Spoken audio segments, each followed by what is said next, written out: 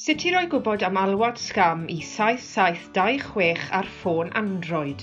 Cam 1. Copiwch y rhif o'ch rhestr galwadau diweddar. Agorwch eich rhestr galwadau diweddar. Tapiwch ar yr alwad rydych eisiau rhoi gwybod amdano i 7726. Gwasgwch yn hir ar y rhif nes bod y gair copi yn ymddangos ar y sgrin. Tapiwch copi ac ewch yn ôl i'ch sgrin cartref. Cam 2.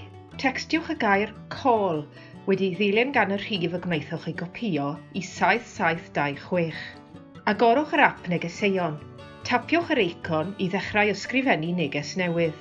Teipiwch y rhif 7726 yn y maes derbynydd. Yn y gofod neges, teipiwch y gair call. Cliciwch yr eicon anfon neges. Dylech chi dderbyn neges ymateb yn diolch i chi am roi gwybod am y rhif.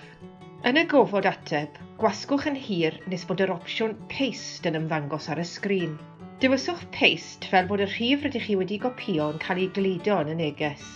Cliciwch yr eicon anfon i anfon y neges. Dylech chi dderbyn neges ymateb yn diolch i chi am roi gwybod am y rhif. Efallai y byddwch eisiau rhoi gwybod i Action Fraud am yr alwad hefyd trwy fynd i actionfraud.police.uk.